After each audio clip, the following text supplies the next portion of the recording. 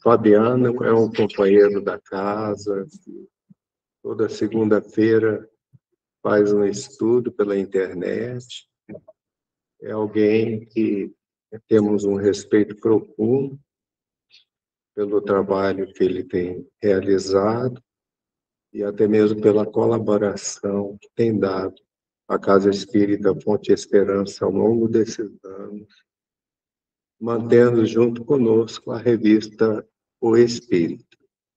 Faremos uma prece singela e muito rápida, a fim de que Fabiano possa ter o maior tempo possível disponível para a sua palestra da noite de hoje.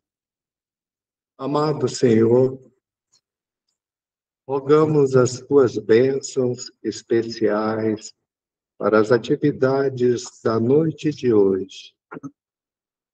Pedimos, Senhor, para que o orador seja investido pelas luzes de mais alto, com muita inspiração e roteiro, no desenvolvimento do tema tão fundamental na vida de todos nós. E dessa forma, uma prece simples e singela, damos por iniciadas nossas tarefas da noite de hoje, passando imediatamente a palavra ao palestrante Fabiano Augusto de São José. Seja bem-vindo.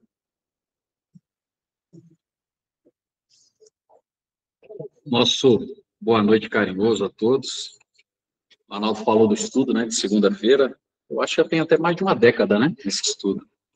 E todos se sintam convidados. A gente abre o link, né, nos canais de mídia do Fonte de Esperança. E quem quiser participar está convidado. Mas o tema que nos pediram para tratar nessa noite, a justiça divina, ela está, vamos dizer, muito bem explorada em toda a literatura espírita. Mas a palestra pública tem a obrigação de trazer o beabá da doutrina, porque a palestra pública objetiva atender todo tipo de público, aquele que está iniciando, adentrando a casa espírita, ou aquele que já tem um certo amadurecimento. E, obviamente, quando estivermos já, vamos dizer, escolados na atividade de ouvir e de estudar, já entendendo e aceitando profundamente aquilo que está sendo dito nas palestras públicas, o caminho é o estudo sistematizado. A gente não pode ficar estagnado na palestra pública, que é o start, né? É a porta de entrada, é o cartão de convite da Casa Espírita. Então, essa rotina nos impõe não aprofundarmos muito o tema e, obviamente, nos debruçarmos diante das obras da codificação. E é o que faremos hoje, dando destaque para o Livro dos Espíritos e para o Evangelho segundo o Espiritismo. Então, a questão da justiça divina está muito bem ancorada nos capítulos 5, capítulo 27, nas questões 875 e tantas outras aqui que serão citadas, para que vocês possam depois compulsar, estudar, repassar, aprofundando aquilo que de maneira superficial aqui vai ser considerado. Mas antes de entrarmos propriamente no tema, a gente pode dizer, foi não? A gente pode dizer, trazendo alguns elementos básicos para as nossas considerações, que Deus, ele não criou o mal, né? Se ele não criou o mal, ele também não cria e nem quer que nós soframos. Então, a dor, ela é uma consequência da nossa ignorância, da nossa incompetência. Como uma criança recém-nascida, que ainda não tem a capacidade intelectual avançada, não tem a coordenação motora, e ao caminhar, ao aprender a dar os primeiros passos, ainda cai, tropeça, se machuca, arranha o joelho. Faz parte desse processo, né, de aquisição de conhecimento, de coordenação, de inteligência, de consciência. Então, a dor é um processo inerente ao nosso estágio evolutivo. Então, Deus permite a existência do mal, não é mesmo? Porque tem um objetivo maior. Esse objetivo maior, a gente entende, e a literatura espírita está referta em demonstrar esses elementos. A dor é um grande processo de aceleração da evolução. Então, A dor nos coloca no caminho correto, quebrando esse ciclo vicioso, nos encaminhando para um aprendizado mais rápido. No livro Céu e Inferno, Kardec diz que o Espiritismo vem criar um dique, criar uma barreira, né? A difusão da incredulidade, ao materialismo. Não somente pelo raciocínio, olha que interessante, mas também do ponto de vista da análise dos fatos materiais, dando visibilidade, tornando tangível os elementos em torno da alma e da vida futura. Porque se a gente pegar o Novo Testamento, várias passagens o Cristo faz referência de fazer, né, alusão ao reino de meu Pai, à vida futura, e muitas vezes as religiões tradicionais não batem nessa tecla. E o Espiritismo caminha para uma rotina diferenciada. Então vivemos, né, como todos nós sabemos, a realidade de um mundo de provas e expiações, ou de expiações e provas, dentro de uma hierarquia, né, seria a terminologia mais adequada. Porque nós somos espíritos imperfeitos e no mundo há a predominância do mal. A gente não pode romantizar com elementos técnicos, né? Às vezes os articulistas, os palestrantes, né, as pessoas vinculadas ao processo de divulgação da doutrina dentro do movimento espírita ficam falando que o mundo é uma maravilha, que as coisas estão caminhando. Sim, o mundo é uma maravilha do ponto de vista da criação divina. As coisas estão caminhando, sim, mas existe uma predominância marcante do mal. Porque se assim não fosse, nós já estaríamos no estágio evolutivo diferenciado. Kardec coloca isso de maneira muito clara no capítulo 3, desse baluarte extraordinário que é o Evangelho segundo o Espiritismo. Então, nós não podemos fazer outra leitura. Não existe ninguém autorizado a desconstruir Kardec. Quando houver, né, uma predominância do bem, estaremos nos vinculando aos mundos mais avançados, que não é ainda a realidade do nosso planeta. Até porque o conceito de mal, do ponto de vista filosófico, né, trazido pela doutrina, nos impõe também os elementos da passividade. Então, quando não estamos agindo no bem, estamos fazendo o mal. Então, a ociosidade, a inércia, diante da oportunidade do bom proceder, é também um exercício maligno. Não é o ato direto, é menos pior, já é um nível de avanço, mas ainda é considerado, né, por essa proposta de leitura mais profunda e conceitual que o Espiritismo nos traz, do mal. Porque o bem é a ordenação ativa, contundente, continuada, orientada, né, e debaixo dos estatutos divinos. Então, o mundo em que nos vinculamos ainda é um mundo de prova e expiação. E a justiça dos homens é fundamental, mas ela não supera, né, e durante muitos milênios e durante a eternidade não vai superar a justiça divina. Avançaremos. Se a gente pegar a realidade da Idade Média, a gente vai ver que os códigos de proteção dos direitos civis avançaram de maneira grandiosa, mas ainda são incompletos diante, né, da consciência, diante da justiça que nos abraça. No livro A Gênese, a gente tem Kardec fazendo a seguinte afirmativa, que pelo Espiritismo, o homem sabe de onde vem, para onde vai e por que está na Terra. Quer dizer, faz aquele ciclo de resposta dos elementos, né, inquiritivos, inquisidores, que nos trazem a razão, o porquê, né, a filosofia. Onde estamos, quem somos, para onde vamos. Então, o Espiritismo nos ajuda de maneira racional a responder essas questões. E, obviamente, vai nos dando elementos, né, que vão caracterizando de maneira racional essa justiça divina. Então, a Terra, segundo Emmanuel, psicografia do Chico, lá no livro Doutrina e Aplicação, é uma escola grandiosa de almas, e que aqui se educam alunos de todas as idades. E é interessante essa expressão, porque, obviamente, eles não estão falando nos 50 anos do Fabiano ou nos 40 anos do Arnaldo, não, do ponto de vista da idade, né, humana. Mas do ponto de vista da idade espiritual. Então, nós temos aqui espíritos no planeta, ainda vinculados à realidade do elemento primitivo. A grande maioria, na condição de espíritos, vivenciando as expiações e as provações, e já alguns, ainda no universo minoritário, regenerados, não é mesmo? Porque, veja bem, o título de prova e expiação vai se dar quando 50% mais um forem de espíritos regenerados. Uma questão matemática, Kardec coloca isso de maneira muito clara. Quando a maioria for espírito regenerado, pessoas que já estão preocupadas com a cultura, com a religião, com a arte, o respeito aos direitos civis, né, a busca do aculturamento, a necessidade de atender o próximo de maneira mais adequada, aqueles que já não se vinculam a vícios, às guerras, às traições, aos dramas, às violências, que são boa parte daqueles que militam na esfera religiosa. Se o mundo fosse, eu gosto de dizer, um reflexo do que está aqui nessa sala do ponto de vista material e espiritual, o mundo seria outro.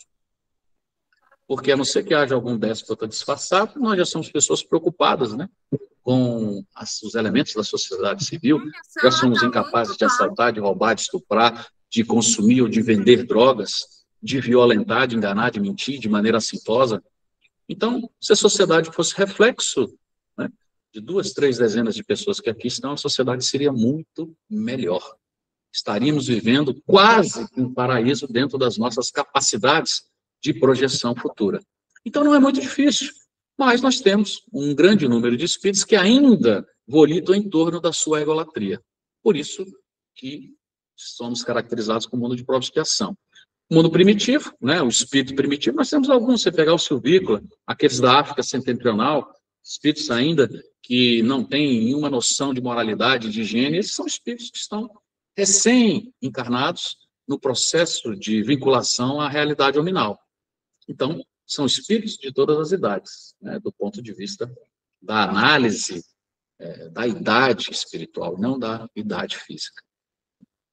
No livro Encontro Marcado, lá no capítulo 3, Ante as Crises do Mundo, Emmanuel traz uma imagem interessante. Ele diz que a Terra, hoje, diante de todas as crises, parece uma casa em reforma, né? Vamos pegar um apartamento em reforma que é mais comum aqui em Brasília.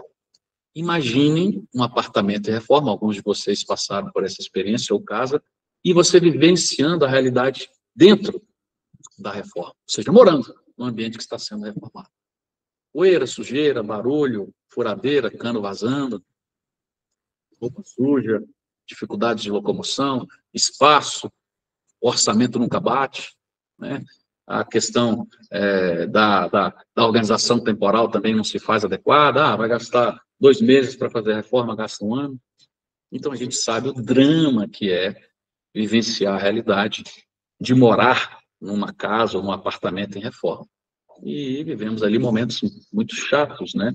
Momentos desconfortáveis. Mas depois que o apartamento está reformado, que a casa está reformada, a gente fica maravilhado. Paredes brancas, porcelanato lindo, maravilhoso, né? Plafons de LED, torneiras com requintes e detalhes dourados, né? E a gente passa a ter uma vida muito mais confortável e prazerosa, vivendo a realidade de um ambiente organizado. Então, é o que ele fala. Ele fala que toda crise é uma fonte de renovação, estamos passando por esse momento crucial, né? E aí é importante entendermos os elementos da justiça divina e não devemos fugir a esse confronto, né? Não devemos agir como muitos de outras religiões assim agem, como os monges que se retiram do embate público para orar, ou quando a cinematografia hollywoodiana explora, orar, comer e lutar Kung Fu, não é mesmo? Então, a gente não pode se debruçar numa realidade limitada, onde a convivência, onde não somos burilados, onde não somos testados, onde não assumimos compromissos, e não colaboramos nem com o progresso da sociedade, nem com o nosso progresso. Entendendo que tudo é questão de tempo, temos que despertar essas dificuldades, e que as crises, por enquanto, ainda existirão. Sempre existiram, e ainda existirão por um bom tempo, até que a gente passe a vivenciar a realidade dos mundos ditosos, mundos que já não tem mais guerras, não tem dores, não tem doenças, onde a necessidade é de atender à evolução espiritual, onde se primam pelo estudo da verdade, como Kardec bem coloca, né, na Revista Espírita. No Livro dos Espíritos, lá na questão 875, os Espíritos definem o que é a justiça. O que é a justiça? A justiça consiste no respeito aos direitos de cada um. E explora lá na 875A, dizendo o seguinte: mas o que determina esses direitos? Eles falam basicamente duas coisas: a lei humana e a lei natural, né? A lei dos homens tem criado leis relativas aos seus costumes e ao seu caráter, portanto, limitado, mas já vão apresentando ao longo dos séculos um avanço significativo, se aproximando do espectro, né, da realidade espiritual. Então, é aquilo que eu falei no início do nosso encontro. A legislação da Idade Média, e se passaram apenas alguns séculos, era monstruosa aos olhos, né, do bom senso e da cidadania de hoje. E daqui 200, 300 anos, iremos considerar a legislação de hoje também muito ultrapassada, desigual, diante das necessidades tão diferentes, né, do ser humano, do seu espectro diferenciado de necessidades. Então, o direito estabelecido pelo homem, ele, na maioria das vezes, não está em conformidade, ou em boa parte das vezes, não está em conformidade com os elementos da justiça. Só regula, né, como os Espíritos nos mostram, essas questões sociais. E a vida privada, ou seja, essa infinidade de atos que diz respeito à nossa competência exclusiva, cabe ao tribunal da consciência. E aí é onde está escrita essa lei divina, como bem explora a questão 621 do Livro do Espírito. Onde é que está escrita a lei de Deus? Na consciência. Na medida em que compreendemos melhor, nos aprofundamos nesses detalhes, teremos cada vez mais responsabilidade. Mas, em leitura geral, todos nós sabemos verdadeiramente o que é certo e errado, porque há milênios tem sido dito, né? Desde que os elementos da primeira religiosidade humana foi posta, e aí a gente pode citar a referência grandiosa da primeira revelação, que traz a personificação de Moisés há 3.250 anos, a sociedade sabe muito bem aquilo que não pode ser feito. Não roubar, não matar, não cobiçar, e a gente continua ainda incorrendo nesses mesmos dramas, criando um atraso, uma pouca inteligência no aproveitamento do nosso tempo. No capítulo 5 do Evangelho segundo o Espiritismo, causas anteriores das aflições, lá vão dos itens de 5 a 10, tratando, né, os bem-aventurados dos aflitos, nesse sermão extraordinário do Cristo, tem vários elementos que nos ajudam a entender a dinâmica das inconformidades dos fenômenos sociais. Então, ele fala, olha, a perda de entes queridos, os acidentes, os reveses financeiros, os flagelos naturais tão comuns nos dias de hoje, as enfermidades, as deformações, as dificuldades de raciocínio, as limitações de capacidade mental, as psicoses, são, em muitos aspectos, problemas que não podem ser explicados somente com os elementos dessa encarnação. Então, nenhuma filosofia, nenhuma religião explica de maneira racional o porquê dessa diferença ou dessa distância entre os fenômenos sociais que abraçam uns e não abraçam os outros. Então, se a hipótese que é defendida pelas religiões tradicionais de surgirmos no momento da concepção, porque é isso que dizem as religiões tradicionais, vamos citar aquelas que são mais vinculadas à realidade cristã, o catolicismo e o protestantismo. Nasce a alma no momento da concepção. E ali a alma, então, se torna infinita, eterna, né? Então, essas religiões acreditam na eternidade, o que já é muito bom, que nos traz ao elemento da espiritualidade. Isso é o que diferencia o espiritismo. O espiritismo é uma coisa, a espiritualidade é outra, né? Ou o espiritualismo é outra. Espiritualismo, toda religião se vincula, porque é o processo de crença de vida após a morte. Isso é espiritualismo. Espiritismo não, o espiritismo vai além do espiritualismo, mostrando os antecedentes e as explicações relacionadas ao processo reencarnatório. Então, é um problema que nenhuma filosofia, nenhuma religião explica. O que seria, na verdade, uma negação da justiça de Deus. Por que uns nascem com hidrocefalia e outros nascem em berço de ouro, lindos, maravilhosos, e passam pela vida como se estivessem num parque de diversão, com beleza, dinheiro e sucesso.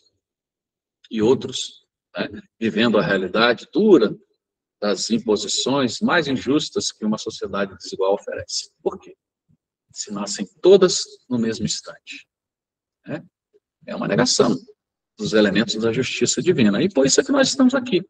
Porque a gente já não acredita nesses elementos tradicionais que são impostos há milênios. A gente entende verdadeiramente que precisa ter uma explicação diferenciada. E aí os elementos da justiça divina nos apoiam nesses quesitos.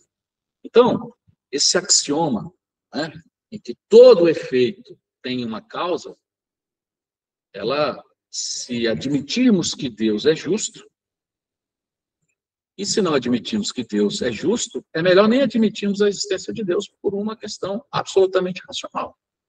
Mesmo? O Deus precisa ser justo, precisa ser imaterial, precisa ser soberanamente justo e bom, precisa estar acima de tudo e de todos, precisa ser verdadeiramente o ente criador, porque senão a gente precisa imaginar alguma coisa incompleta para chamar de Deus. E aí é melhor ficarmos com a leitura da academia, onde Deus não existe e tudo é fruto de um ordenamento que no início era o caos. E nós, da atividade religiosa, não abraçamos de maneira nenhuma essa tese. Então, se Deus é justo, a causa é justa. Então, o que estamos vivenciando é justo, né? Mesmo que não tenhamos a explicação adequada, por conta da desinformação, por conta da obliteração da nossa memória, por conta de não registrarmos de maneira adequada as experiências anteriores, de vidas passadas, precisamos admitir que Deus é justo e que essa justiça se apresenta de maneira distributiva. E o Evangelho, bem como o Livro dos Espíritos, coloca isso de maneira clara. Vivemos pela ação de uma justiça distributiva. Nós sofremos, ou, obviamente, desfrutamos daquilo que oferecemos. Sofremos o que fizemos sofrer, não é mesmo? Se nós formos duros e desumanos, poderemos ser tratados, se não nessa ou em outra encarnação, com dureza, com desumanidade. Se somos orgulhosos, podemos nascer em condição humilhante. Se formos egoístas, fizermos mau uso dos riquezas, das posses que chegam à nossa gestão, poderemos encarnar, ou até nessa mesma existência, passarmos pela experiência da pobreza, por que não? Se formos um mau filho, a gente pode sofrer pelos procedimentos inadequados de filhos ingratos em relação à nossa condição de pai e de mãe. Mas é importante que a gente entenda que o espectro do sofrimento tem muito mais nuances do que uma leitura simples e direta como a que nós fizemos. Nem todo sofrimento denota a existência de uma falta ou de uma dívida, né? Muitas vezes são provas buscadas por nós, espíritos, para ativar o nosso progresso, para sairmos desse ciclo viciado do mal, da preguiça, da cobiça. Então, pode um espírito, sim, elevado, solicitar uma missão rude, né, para que ele engrandeça e que o seu exemplo também ajude a engrandecer, sendo, de certa forma, um articulista para o processo de evolução intelectual, moral, cultural, daqueles que estão ao nosso lado. Se você pegar a figura extraordinária de Francisco de Assis, que teve que ser cegado, né, com ferro quente, será que ele precisava passar por isso? Não, duvido, né? Mas pediu para que o seu exemplo ficasse registrado nas nossas leituras, né, e para que ele pudesse verdadeiramente colaborar para a nossa compreensão dos processos de dor. Então, quando o sofrimento se apresenta sem queixas, isso é muito importante, é um elemento interessante dentro do que a filosofia espírita nos oferece. Ele pode ser até uma expiação, mas ele passa a ter um caráter provacional. Olha que interessante, porque nós aceitamos a experiência. Na leitura inversa, ou seja, aquela expiação que motiva uma certa revolta, aí não, aí já é uma falta de inteligência, já mostra um baixo aproveitamento do tempo, e ela não tem os elementos, né, mais adequados que nos vinculam a um aprendizado mais nobre. Então, aprendemos também com o bom, com o belo, mas como nós somos recalcitrantes, o mal se apresenta para que a gente possa impor uma dinâmica diferente dentro dos nossos comportamentos. Mas é interessante que a gente entenda que o mal é momentâneo, é passageiro, é pequeno, porque ele não está estabelecido na ordem divina. Se nós pegarmos todo o espectro de evolução que o Espiritismo nos traz, a gente vai ver que o período em que nos vinculamos ao mal é muito pequeno, de alguns milhares de anos. No momento em que alcançamos a capacidade intelectiva, até a condição de entender o que é certo e errado, temos responsabilidade pelos nossos atos, na condição de espíritos primitivos que saem da condição de primitivez para uma realidade de complexidade intelectual mais profunda, que caracteriza, né, o nosso planeta de alguns milhares de anos atrás, até a condição de espíritos mais ditosos, de alguns milhares de anos para frente, nós vamos ver que o processo de evolução é muito rápido. Porque essa imposição da dor ou do mal, realizada de maneira consciente, vai se dar num período muito curto. Se considerarmos que daqui a alguns milhares de anos estaremos, sim, vinculados ao ordenamento do bom e do belo, alcançando os elementos, né, da superioridade, até avançarmos nos quesitos provacionais, escolhendo sempre as opções que nos vinculam ao bem e ao belo, né? E aí caminharemos por toda a eternidade, colaborando com o equilíbrio universal. Então, a gente entende que essa faixa de realização do mal, ela é muito curta. O problema é que nós estamos vivenciando ela. Esse é o nosso estágio presente. E aí a necessidade de entendermos o fenômeno e de mudarmos verdadeiramente os nossos comportamentos, né? A fim de que tenhamos um aproveitamento de tempo mais adequado. O que a literatura nos mostra em relação aos resgates? O resgate ele pode ter elementos associados a uma análise temporal. Ele pode ser de imediato, ele pode ser após a morte, ou pode ser até em outra encarnação. É importante que a gente entenda isso. Muitas vezes o resgate das opções danosas se dá nessa mesma existência, ou na erraticidade, ou em outra encarnação. E ela pode ser classificada de 3 formas dentro das opções que são induzidas ou por nossa escolha ou pela espiritualidade. Ela pode ser direta, indireta ou planejada. Olha que interessante. Então, a gente pode ter uma lesão direta em função, obviamente, dos elementos inadequados que repercutem no nosso perispírito. Então, vamos dar um exemplo. Eu, durante a vida toda, passo a me intoxicar pelo uso de bebidas, né? Ou resolvo encurtar a minha existência tomando um coquetel de veneno. Obviamente, isso vai impor, né, uma deformação no centro laríngeo e eu vou reencarnar, né, de uma maneira direta, dentro desse espectro de explicação que a doutrina nos dá, lesado na garganta, no centro estomacal, pela, né, incúria das minhas decisões. Se fui emocionalmente desequilibrado, posso desenvolver uma cardiopatia. Então, aí a gente tem exemplos de lesão direta, não é mesmo? E de lesão indireta é aquela que a consciência nos acusa, né? A gente, numa determinada encarnação, foi violento e acabou encerrando a vida de alguém pela utilização da espada enfiada no peito. Então, essa imagem nos cria, pela presença do tribunal da consciência, a necessidade de desenvolvermos também, né, elementos associados a esse ataque feito a outrem. Então, lesamos o centro cardiopático de outro, estaremos sofrendo os elementos dessa imposição consciencial, mesmo sem ter tido também a espada, né, atravessando o nosso peito, o nosso coração. É uma imposição da nossa consciência, do nosso tribunal interior. Então, uma lesão indireta. É uma lesão que se faz por conta das opções, não necessariamente inadequadas na gestão da própria estrutura orgânica. Ou uma lesão pedida, né? E aí já é uma expiação, eu diria que planejada. Já mostra uma certa lucidez e uma certa coragem do espírito que opta, né, por caminhar de uma maneira mais segura. Então, aquele que gosta de comer, gosta de beber, os prazeres e as disfunções sexuais, tem, né, durante as várias encarnações, se perdido no campo dessas atividades, ele pede, né, entendendo que pode fracassar de novo nessa existência, pede uma fisionomia mais grosseira, a fim de que ele não seja tão galanteador, não seja tão Dom Juan, a fim de que não seja esse fascinador, pede feições mais grosseiras, ou a fim de que não desenvolva suas vinculações com a bebida, pede para ter uma lesão estomacal, uma limitação no seu fígado. Então, é fruto de um planejamento do próprio espírito, obviamente, amparado e assessorado pela espiritualidade, para que ele não incorra em erros sucessivos das últimas encarnações, né?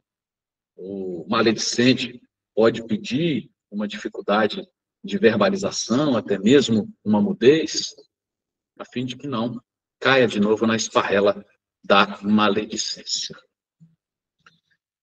Leon Denis, no livro O Problema do Ser, do Destino e da Dor, ele diz que o sofrimento é bom, mas que é muito difícil entender que o sofrimento é bom. Né? A gente tem uma leitura imediatista. E ele traz esses elementos filosóficos, mostrando que, na verdade, a gente precisa mudar a chave. Porque a gente tende, do ponto de vista individual e do ponto de vista coletivo, essa história do mundo, a um certo imediatismo, a um certo egocentrismo, aos padrões de escolha individualizado, ou seja, o orgulho mesmo, né? É a presença massiva do orgulho na nossa idiosincrasia, na nossa personalidade. E a gente precisa quebrar esse ciclo vicioso. E como é que ele se quebra? Ele se quebra exatamente com os elementos da dor. Por quê? Porque ainda somos espíritos duros, recalcitrantes, ignorantes em muitos aspectos. E aí ele continua, né, dizendo que a dor, ela é uma resposta da lei. Ela pode ser imediata, né? Você bota a mão no fogo e sente a dor, ou ela pode ser automática. Eu faço um mal para o Arnaldo aqui, eu entro na sociedade do negócio, dou um tombo, embolso os 300 mil reais que ele tem guardado na conta, né?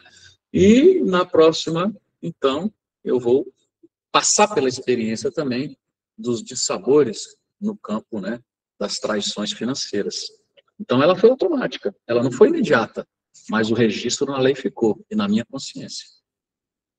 Então, ela é essa resposta da lei que nos orienta para o equilíbrio. Ou seja, a dor é, sem dúvida nenhuma, um meio de elevação. E é por isso que o ordenamento divino permite. Ele fala da dor física, né? Que se a gente entender os elementos da dor física, a gente também começa a entender os elementos da dor espiritual, da dor moral, mesmo. Porque a dor física é um aviso da natureza. Quando a gente sente uma pontada nas costas, já sente ali o rim, opa, tem que beber água, tem que fazer um alongamento, tem que ficar um pouco mais leve, tem que fazer exercício, mesmo. A gente já tem o organismo mostrando, olha, esse caminho que você está optando, essa alimentação que você está utilizando não é a mais adequada. Por isso que demandamos os médicos, os remédios, as terapias, é uma forma de proteção da nossa estrutura orgânica. Então, a dor física é um aviso da natureza, para nós preservarmos o corpo das opções, dos excessos que muitas vezes demandamos. E ela passa a ser, então, dentro desse elemento, um acelerador do processo da felicidade, ou do alcance da felicidade, que é o nosso objetivo básico. Para que nós fomos criados? Para o exercício da felicidade plena. Nós já vivemos relativas felicidades, não a felicidade plena, mas mesmo na condição de espíritos recalcitrantes, ainda inferiorizados, caminhando rumo a um espectro de regeneração, a gente já vive muitos elementos prazerosos nessa vida, né? Imaginem o que nos espera daqui a alguns milhares de anos, se nos comportarmos de maneira adequada, se formos inteligentes nas nossas opções, nas nossas escolhas. Então, a imaginação raia, né, a um universo de incompreensão. Como são as alegrias espirituais, como são as alegrias verdadeiras, já que a gente consegue, né, se vincular aos elementos tão prazerosos da vida. Na relação de um pai, na relação de um homem com uma mulher, na relação de uma mãe com um filho, né, na relação dos companheiros de atividade profissional, dos companheiros de atividade religiosa, dos prazeres da boa alimentação, de um bom banho, de uma boa comida, de um bom prato, de um prazer, né, numa viagem, uma boa música, enfim, os elementos dos prazeres que todos nós conhecemos muito bem. E aí Leon Denis chama a atenção que se nas primeiras estadas do processo de evolução civilizatória nós estivéssemos livres da dor, nós ainda permaneceríamos em estado latente, em estado de inércia, em estado de passividade, em estado de ignorância, né? porque a dor é uma motivadora. E aí a gente pode entender o espectro da dor como a fome, né? As intempéries, o medo, são elementos do processo de sofrimento da dor, né? O frio, o medo, a fome nos impõe a necessidade, né? Como impôs aos primeiros silvícolas a necessidade de organização das sociedades, para se ver livre das feras, para se proteger, para plantar, para ter o que comer, para organizar o núcleo das famílias. Então, a dor promoveu o aparecimento da sociedade. E é por isso que a gente busca, do ponto de vista da ação tecnológica e da inteligência, o conforto. O conforto das grandes cidades é exatamente, né, uma busca para nos livrarmos da dor. Olha a facilidade de entrarmos no mercado, comprarmos comida, deslocamento em carros confortáveis, a iluminação, a tecnologia, o ar-condicionado. São todos os processos gerados pela lei de progresso, pela nossa vinculação à necessidade de progredir, de trabalhar, de ser útil e, obviamente, de nos locupletarmos desse esforço extraordinário. Esse esforço que é extraordinário do ponto de vista das nossas limitações, mas que ainda do ponto de vista moral se apresenta inadequado. Mas do ponto de vista tecnológico, do ponto de vista material, já apresenta resultados maravilhosos. Então, essa dor, essa busca do conforto, ou seja, de anularmos as dificuldades e a dor, é que vem promovendo o avanço da sociedade. E do ponto de vista espiritual, esse cenário é bastante claro. E é tão claro, que diz Leon Denis, que a gente entende e respeita a dor. A gente ainda não está aceitando a dor, mas a gente entende e respeita. Porque nós lembramos com um profundo respeito, né, aqueles que sofrem e morrem pela verdade, pela justiça, pela dedicação ao próximo. Mesmo tirando o Cristo desse cenário, espíritos comuns. A gente pega a figura de Pedro, de um Paulo, de um Francisco de Assis, de uma Teresa d'Ávila, né? Pessoas mais próximas, a figura de Chico Xavier e tantos outros.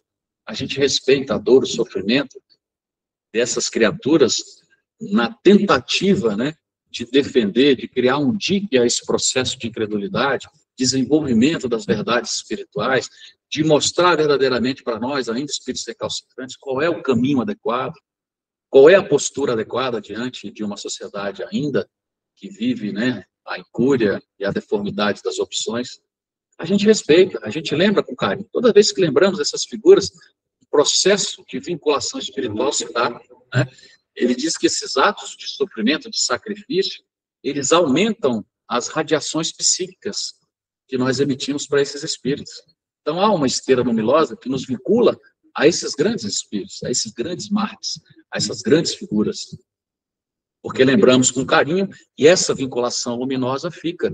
E esses heróis que já passaram pela Terra há centenas ou há milhares de anos ainda continuam recebendo as nossas boas vibrações. Então, aquele sofrimento, que na época foi muito intenso, foi uma provação muito rude, que optaram para que servissem de artífices, de pontífices, para a evolução da sociedade, gerou frutos muito maiores do que aqueles instantes de sofrimento, que até hoje estão recebendo os nossos carinhos e as nossas boas vibrações. Cada vez que alguém lembra da figura de Francisco de Assis, ou que cita a sua oração, essa vinculação, essa radiação luminosa, essa vinculação psíquica eletromagnética se faz entre aquele que pensa e aquele que recebe os louros de seu trabalho. Então, a gente precisa entender que nem todo sofrimento tem um caráter reparador, né? Ele pode ser uma contribuição de amor a fim de ensinar dentro desses elementos pedagógicos para essas criaturas que estão na retaguarda, como nós, os verdadeiros estimuladores do progresso. Só que não é o roteiro comum, né? O roteiro comum é de sofrimento por conta das opções erradas do passado. Então, a dor, precisamos entender também, não fere só aqueles que são culpados. A alma virtuosa, mais sensível, acaba também sofrendo pelo sofrimento alheio. Nós ainda temos quantos minutos, Arnaldo? 5.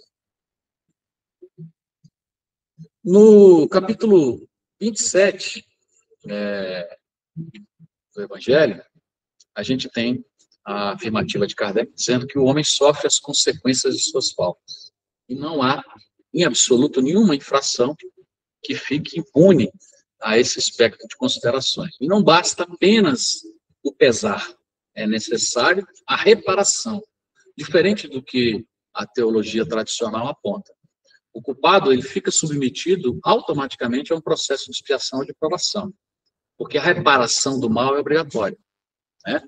Então, o arrependimento, ele é um estágio já de despertamento, porque aquele que não se arrepende, ele permanece num estágio primitivo, de consciência adormecida.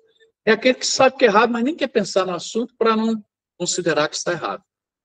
Então, o arrependimento, dentro desse prisma, é um ato de inteligência, portanto, um ato de humildade, porque a inteligência e a humildade estão absolutamente vinculadas. E indica já um certo amadurecimento do nosso processo racional, da nossa inteligência emocional. Então, o arrependimento é reflexo dessa consciência que está em débito com a lei. Mas a literatura espírita é clara, não basta só arrepender, botar o joelhinho, rezar algumas, né, orações tão bem conhecidas e estarmos vinculados ao sucesso e ao deleite do paraíso fictício. Não. Quando a criatura se arrepende, ela já dispara o processo da ação reparadora. Ela já abre a sua consciência, a sua disposição para a realização do bem.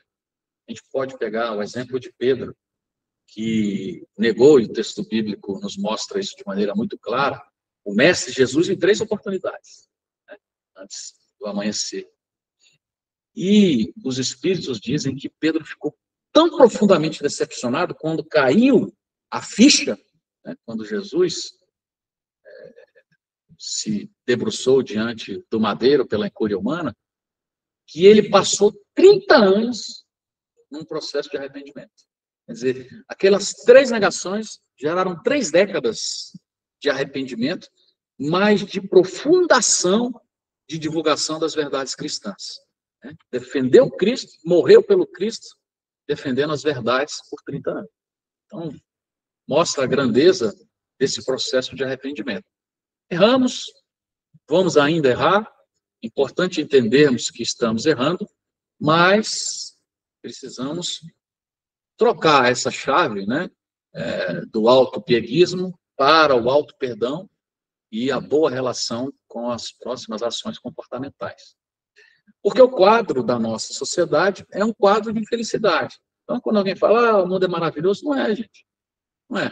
Você pega o que a ONU coloca, temos aí 191 países, alguns territórios, anexações, 200 países. 20% estão organizados do ponto de vista material. São os chamados países ricos, né? Então, 80% são de países pobres ou países em desenvolvimento, como o nosso país, que apresenta deformidades no campo social incrível. Então, não dá para dizer, num mundo onde nem equilíbrio social existe, que existe justiça. Né? Nem precisamos nos delongar. Então, quando a gente pega o Evangelho e fala, num mundo administrado segundo o interesse do Cristo, né, não teríamos fome e outros dissabores.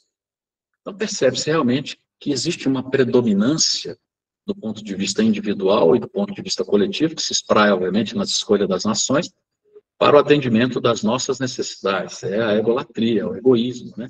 É os interesses voltados para o nosso próprio umbigo, mostrando realmente que as nossas opções ainda são opções muito individualizadas.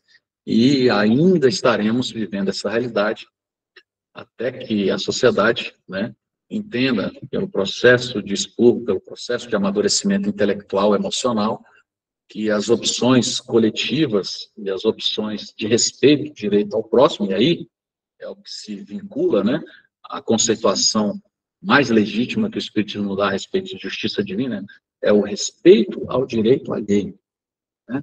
Quando nós estivermos minimamente vinculados a esse ideário, a Terra vai ser um oásis de realizações e a gente vai ter um avanço muito mais acelerado e próspero. E, quem sabe, né, nas próximas décadas a gente vai ver aí uma modificação razoável. Pelo menos temos essa expectativa, que está mais 40, 50, 60 anos, a gente consegue ver de maneira mais clara, dentro do que a realidade espírita nos mostra, dentro desse processo de retirada desses espíritos recalcitrantes, colaborando verdadeiramente para o avanço da sociedade. Então, encerrando, a dor é esse remédio que nós precisamos, e ainda precisamos por muito tempo. Ao invés de nos revoltarmos, ao invés de estarmos desalentados, a gente tem que ter disposição para trabalhar, disposição para servir. Essa é a dinâmica que todo o processo de pensamento cristão nos oferece, o ato de servir. Vivemos dias de crises morais, crises existenciais. A sociedade terrena foi transformada num verdadeiro parque de diversões, né, na busca ensandecida pelo prazer de todos os gêneros, colocando distante realmente as nossas preocupações da responsabilidade espiritual. A gente passa a viver quimeras, fantasias, e a gente não entende verdadeiramente qual é o nosso papel. É o tangível, é o material que interessa, é o presente, porque o futuro. E muitas vezes nos vinculamos ao passado apenas para alimentar os elementos da depressão, porque na matéria a gente acredita e nos mexemos, acordamos todo dia, trabalhando, produzimos, somos eficientes, estudamos, nos aperfeiçoamos, mas no espectro religioso pouco fazemos, porque a gente realmente não acredita. Essa é a história da realidade terrena. Se você está numa conversa e fala de Jesus, chega que você é pastor, já é estranho. Se falar de Jesus fosse obrigação apenas de padre e pastor, não é mesmo? Mostrando que a sociedade está muito, mas muito distante de entender os comportamentos trilhados, ensinados, vivenciados pelo Cristo. E a gente faz pouco ou quase nada para demandarmos, né, de maneira adequada essa vida futura ou esse reino de Deus. Então, a espiritualização, essa preocupação em nos ancorarmos com os elementos da justiça divina, tinha que ser o nosso negócio principal, né? Mas, infelizmente, não é. E a gente precisa recordar, nós que somos espíritas, que o primeiro nome dado para o espiritismo foi dado por Jesus, quando ele chama de Consolador. Então, o papel do espiritismo é exatamente esse, de consolar, de explicar pela racionalidade essa situação de sofrimento coletivo e muitas vezes individual que nos abraça. E pela fé racional, nos impõe verdadeiramente a necessidade do estudo, do pragmatismo, um comportamento diferenciado, a fim de que a gente saia, né, desse lodo, desse lamaçal que prende boa parte da população terrena. E o Espiritismo, de maneira clara, oferece todas as ferramentas do autodescobrimento, do autodiscernimento, a fim de que a gente aproveite o nosso tempo de maneira adequada. Essa é a grande proposta do Espiritismo, é libertar a nossa consciência para que a gente faça as escolhas mais inteligentes no presente momento. Agradeço aí a paciência e a boa vontade. Agradecemos ao Fabiano, mais uma vez, por este momento de reflexão profunda e esperamos que todos saiam daqui com esses pensamentos que possam ajudá-los durante o decorrer de toda a sua vida. Convidamos a Adriana para que faça a prece de encerramento em nome de todos nós.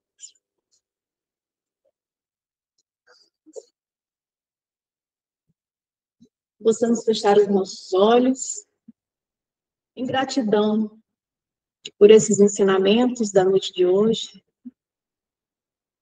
sempre pautando a nossa intenção, nosso comportamento nos ensinamentos do Mestre Jesus, que nos traz que o sofrimento é necessário para que a gente aprenda a não cometer erros e que possamos ter a maturidade e o discernimento para compreender esse ensinamento tão importante. Que Jesus nos abençoe e nos ampare. Graças a Deus, que assim seja.